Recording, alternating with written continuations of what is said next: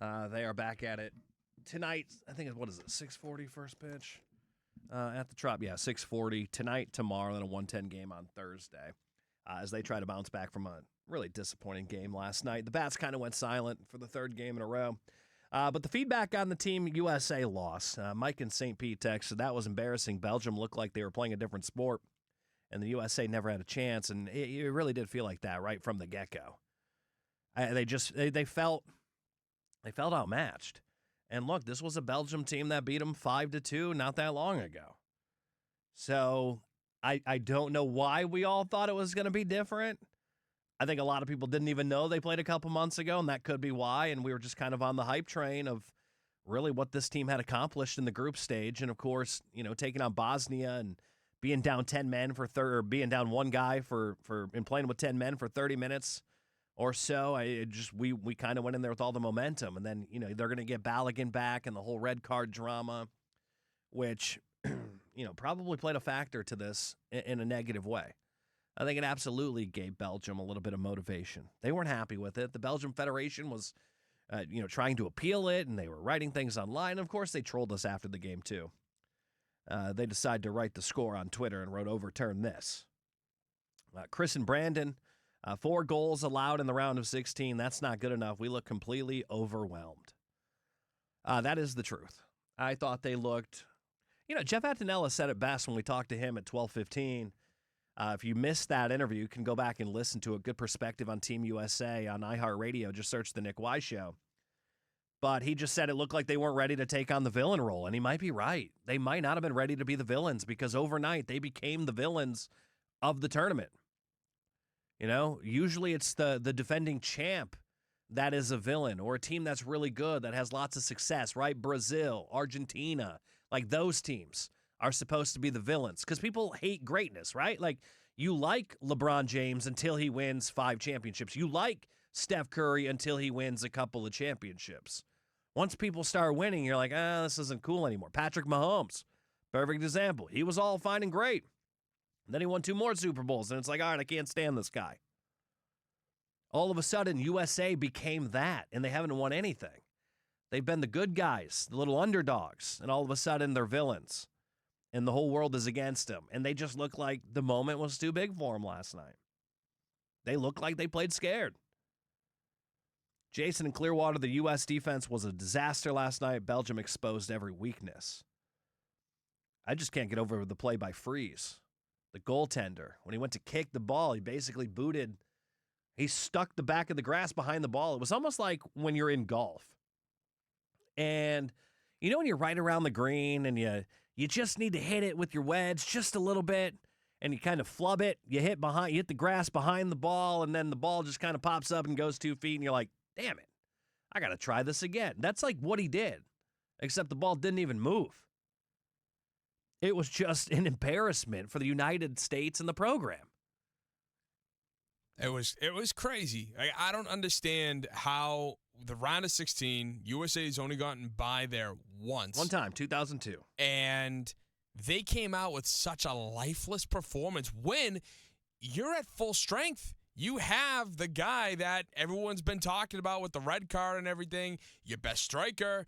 And I saw some people saying, what Team USA should do is they should sit Balogun at the start of the game just to kind of say, see, we can still play with you without our best striker as a mind game. But overall, it was embarrassing.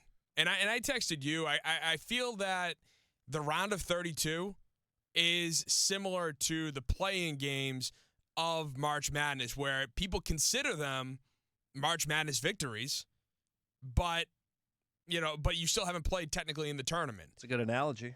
And I felt that the round of 32 kind of gave us all hope that, not for nothing, we didn't deserve. Yeah, because when you saw, if they win last night, you're going to hear the narrative of this is the first time Team USA wins 2 knockout games. And I'm with you. It wouldn't that's a great analogy, by the way, the play-in tournament. I like that. Totally makes sense. But I guess we don't really have to worry about that narrative because they didn't even come close. It just looked like Belgium was on a whole other level. That one player for Belgium, I forget his name, Lukaku. who came in as a late sub. He scored the final goal, the fourth goal. Oh yeah, that dude could be an offensive tackle in the NFL. that boy is a monster, and I thought that dude. throughout the tournament, and then I never seen him until the end, and I'm like, oh, there he is. That guy is he's a left tackle playing soccer. Oh. It was insane. We'll get back into this. You can keep your text coming in on Team USA. 82945 is the Bartow Ford DAE text line number. Make sure you start your text with DAE. We'll get back into Team USA and our thoughts of that game coming up at 1 o'clock or just after 1 o'clock. Wanted to get in a little bit on the Rays. Bats went a little bit silent yesterday. And, like, if you're one of those folks and those fans who's going to go crazy and you live game by game and streak by streak, you got to stop. All right, that's why I said last week when they went on the winning streak, I go, I'm not going to do this back and forth stuff. I'm not going to come on the air to you and go, they look like a horrible team. It's a slump. Oh, streak, here we go. We're back. I'm not going to do that to you every single day. It's a slump, Nick. It's a slump. Not on this show. I don't want to do that and change. You can't do that with baseball. Football is different. There's only 17 games played in the NFL season. It is a week-to-week league. You can't do that with baseball, and I'm not going to do that. Because when I left here, I felt like they were never going to lose again. Now, all of a sudden, they're in a little bit of a slump here where they can't hit the ball, and it feels like they're never going to win again. Not going to do that each week. And if you're going to do that mentally, you're going to stress yourself out, so don't do that. All right? They're going to be just fine. I went into today's show, and I wanted to talk about Gavin Lux. One, is he a real person?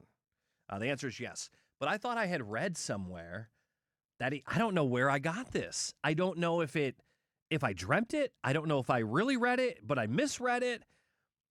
For some reason, Tim, I'm telling you, I came into work so happy today because I'm like, Gavin Lux is playing tonight. I can't win. Now, disclaimer, he's not. But I came into work tonight thinking we're going to see Gavin Lux for the first time. And my take on it was, that's what's crazy, is I even had a whole take on it, even though it's something that isn't even happening. And I'm like, this is essentially a deadline move. You're getting an addition to the lineup without even having to make the move. That's what Gavin Lux is going to be whenever he does come back and play, if he ever does, if he's a real person, if he even does exist. He's going to basically be a deadline bat move, the equivalent of, right? You're gonna hope he can do something in this lineup towards the bottom of the lineup and make them better. And then I'm looking for Gavin Lux information all over the internet today, and I'm like, I don't know if he. So I come into the studio and I go, Pat and Aaron were in here, and I go, is Gavin Lux playing tonight? And they're like, no. And I'm like, why do I think he is? They had no idea. So I don't know what I read or what I saw or if it was a dream. You might have just misread something. I must have. That said he's playing tonight, but it meant for Durham. Yeah, it was well, I think I think he got pulled from his rehab start. So maybe that's what I saw. But I thought he was playing with the team, and I had a take on it. Maybe I should have did the research on it before I started coming up with a take. Well, I'll tell you, I'm not a big fan of those guys return from injury as a trade deadline acquisition takes. I mean, look, that's what you're kind of looking at it like. You know, he'd be an addition to the lineup. You haven't had him all year long.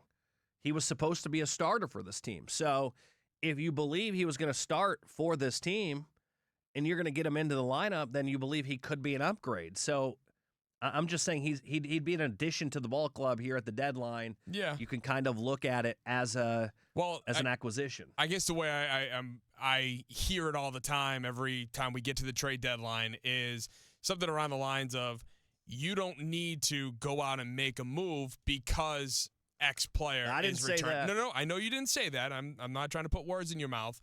I'm just saying that when I hear that, you know, that's kind of how I relate to it. It's like, oh, he's a trade deadline acquisition that you didn't have to trade for, so you don't need to go out and get that big bat that your team desperately needs. I agree, if you're doing radio in New York or L.A., but this is Tampa Bay, and that is how we are going to look at it as a trade deadline acquisition. If he comes in and it works out, you know, I don't expect him to go get, a crazy bat to add to this lineup. But, again, I must have dreamt it. He's not even playing. But maybe one day we will see Gavin Lux.